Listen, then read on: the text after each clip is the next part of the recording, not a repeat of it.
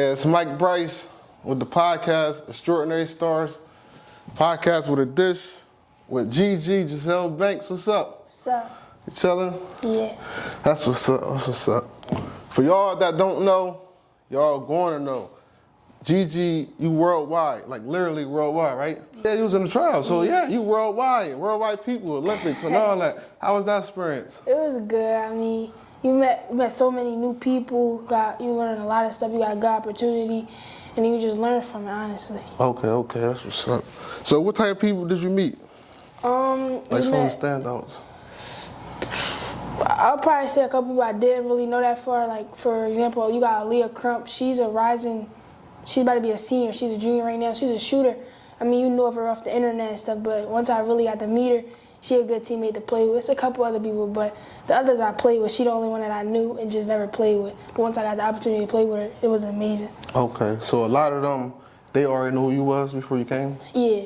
That's what's up. Well, this is the podcast, Extraordinary Starz with a Dish. GG a star. I asked her what her favorite foods was.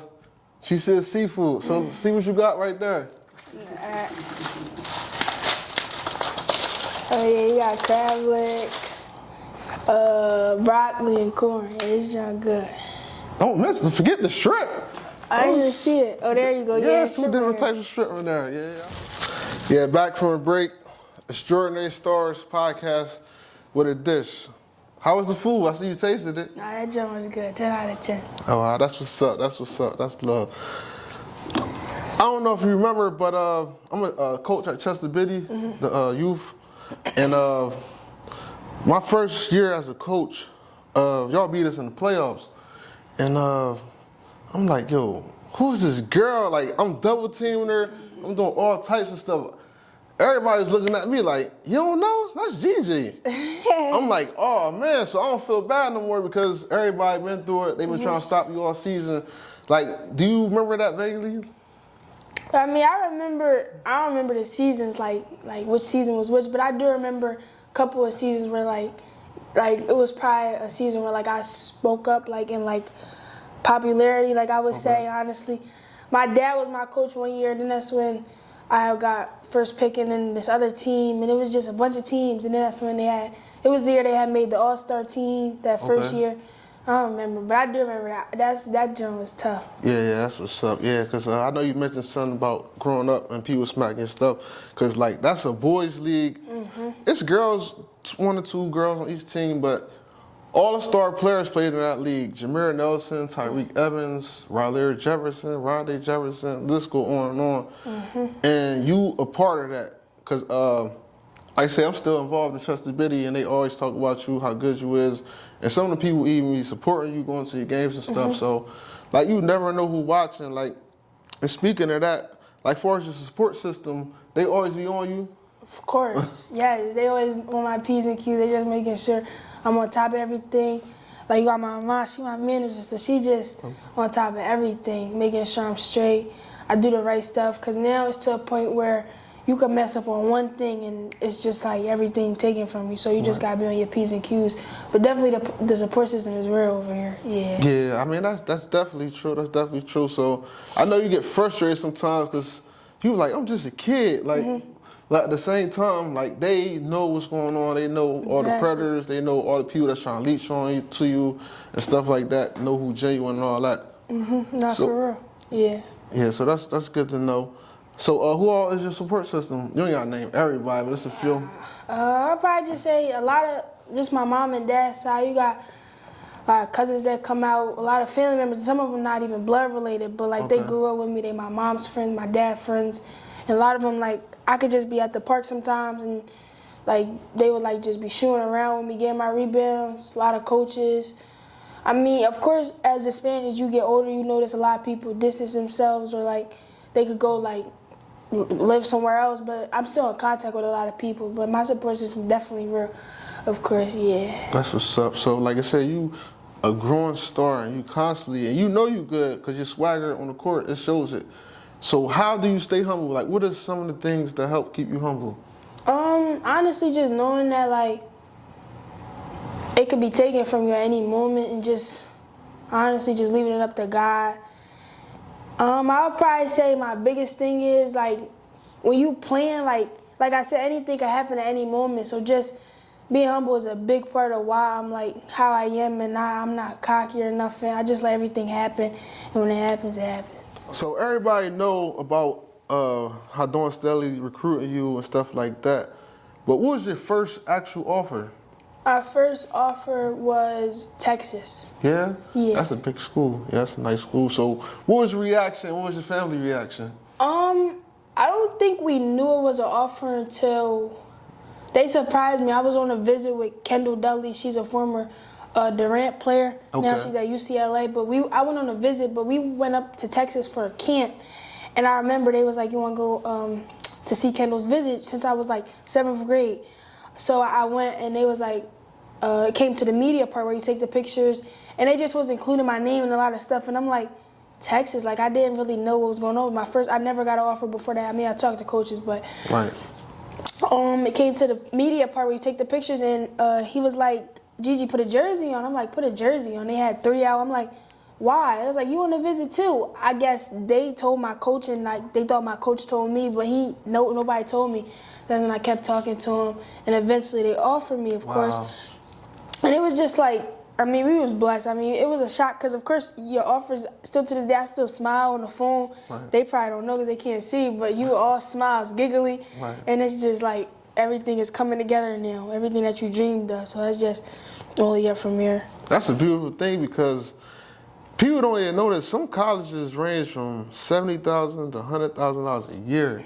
So for you to get a full ride, Yeah. that's a blessing. Like, never take that for granted. I don't care how many offers you get. Like, Right. So you ain't got to tell me or nothing like that, but in your head, are you kind of visualizing what school you want to go to? No, not yet. I'm just letting everything play out. I mean, I haven't went on a lot of my visits yet. Of course, it's a lot of offers, big time. So I'm still young right now, so I'm just trying to have fun right now and not think about that right now. But once it come down to like senior year, junior year, of course I'm gonna start narrowing, talking with my family about it. But right now they just letting me play ball at this point. Yeah, that's nice because recruiting, that can be tough. And it's not Right. always about the biggest school. It's about the system. And it's Exactly. about how they feel about you. It don't feel like family. And definitely visiting the campus, that's definitely going to like, Change your mind. yeah, because some campuses, you like, I love this. Exactly, Like, yeah. yeah, that's crazy. I was at Temple the other day for a camp. And they had stuff that I never knew even existed. Exactly. I'm like, wow. They had the whole. Hey, we went there for a team camp. They had a whole Apple store. Temple was good. That joint was nice. Yeah, yeah. And it's in the city, so you expecting a little less, but. Yeah, it's in the cut. Like, yeah, they got like private practice buildings and stuff like that. I'm like, yo, that's crazy. So who is some of your favorite players as far as local? Local, I would probably say favorite or like you said. It ain't got to be the I favorite, but right. like some of the favorites. That's a, I mean, I'm gonna have to go with Busy. I mean, that's a local player. He coming a lot like from where I'm coming from, and I'm following his footsteps. Basically, he played college ball, played high school ball. Now he's at the NBA level, professional. So I feel as though that's probably my favorite player coming out of where I'm coming from. Yeah, it's crazy. It's crazy because like y'all got like the same but different paths in a way because Busy in high school, everybody was talking about other players. Like I ain't gonna say nobody specifically, but they were saying they gonna be the next. Busy kind of we knew. I mean locally we knew, but everybody's like, yo, this kid came from nowhere. Like he always had heart. He always can ball. Yeah. He always had a storyline behind him. So Exactly. You talking about like in the city he top, but when you talk about like other places he like underrated. Right. Yeah, I get what you're saying. Yeah, that was true. Like he was underrated, but in the city, of course, everybody in your own city, if you tough, you gonna stand out. But yeah, he was underrated in this city. yeah, even when he went to Denver, they had the no, forget Denver. When he went to VCU, they had the Bone Sons. Then he went to Denver. Everybody saying Bones, Bones, Bones. Like, Yeah, it was crazy. I never seen somebody really come off the bench and get that type of love. Like, I think it was personality. That's okay. what a lot of people liked about him. Like when you would see people like do the little favorite player and all that, people would say his humor. And that's another thing. Like, you could be tough on the court, but like you gotta have a good personality off the court so people can like you. Right. Well, you very likable, like you respectable. I never seen you like argue or nothing like that. You got a good character and stuff like that. Thank you. And that's gonna take you far as long as you stay humble and stuff like that. Like far as WNBA, who your favorite player? I'd probably say Kalia Copper. Her passion for the game, like she lose, she just want more. Like, and I feel as though that's like me. When I lose, I feel as though, of course, everybody lose, but instead of taking it like crashing out and stuff, take it as a lesson and then just come back and be more hungry. It's just motivation if you lose. So I feel as though her, because she coming from Philly, that's not where I'm from, but like it's close near, and I mean, it's her passion and the way she play. Like, she just hungry for everything and she don't want to lose. So I feel as though that's my favorite WNBA player. What about college? College probably be, honestly, I'd probably say Malaysia Fawali. Honestly, at first I would say not. Last year it was her too, because she came off the bench. And a lot of people, just because she was tough, they probably think she's starting. But she came off the bench and had an impact. Her late package is tough. Her dimes and the way that she played is just amazing. Okay. And also Juju. I mean, I wasn't really following her that much until I wasn't really following her that much in high school. Okay. And then college is when I probably say I started looking into her more. Her game is just so smooth. Like, yes. It's not like she rushing nothing. It's just all come together. So I probably say Juju in Malaysia. Yes. Y'all coming up in the like perfect time. So I know y'all get excited how y'all see women's basketball growing. It always wasn't like that like a year or two ago or 5 years. Y'all coming up in the right time where it's really getting popping. No, yeah, definitely. Like a couple years ago, you was just hearing about the boys, Right. and then COVID came around, you would see the boys' locker room just amazing, and the girls' locker room just like trash. So now, coming up, we in a good time where it's like, even the people younger than me got a little advantage too. They coming up, people next to high school. I mean, high school definitely is like that big stage where you gotta, if you want to be different, you gotta stand out and have your own style of play. So I feel as though we had a good period, like you said. Yeah, because in the past, somebody as good as yourself might not have been a star because like the shine in women's basketball wasn't like that. But that worked into your advantage because you up and coming, and I think with Clark and Reese, they're in WNBA now, but it's going to get better with Paige, Juju, and some other stars. So by the time you get in college, you already got the name with overtime and all that. So speaking of that, like, how you feel getting pushed by overtime? I mean, it was amazing. We got the call. They talking about they want Gigi to be a captain. So it was me and my mom, my little sister in the car. And at first I didn't really know what this was because you got the boys league, they stay there, they get paid. So I'm like, is it like this? My mom said no, you come in there, play during the weekends, but they want you to be a captain. So I'm like, a captain, okay. So that was it. After that, then that's when they kept calling us and telling us more about it, our team names, designs, and all that. And now it's like we about to play. We didn't get our teams yet, but once we get them, we're gonna see who on our squad and just make it the best. That's nice. So some of the other people that's involved, like as a captain, in their city or where they from, like is they like big stars as well? Oh yeah, everybody, all the captains, they all tough on that side where they at. Like that's another reason why they a captain, because they stand out and we are the best in our class. Okay. You know a little bit about your Delaware history, like far as Khadijah and Deladon. Yes. So how you think you compare to them? I feel as though, of course, a lot of people put me on their radar, but at the end of the day, I still feel as though, like, I got goals for myself, they had goals for themselves, and now they at the point where they just making more goals for themselves. So I feel as though I'm definitely on that radar that talk with them, but I feel as though my goal is to pass them. Right. So do you think you're better than them or could be better than them? Respectfully, yeah. I mean, they tough. I feel as though my style, for people even younger than me, like, I saw how they play. I saw what they did.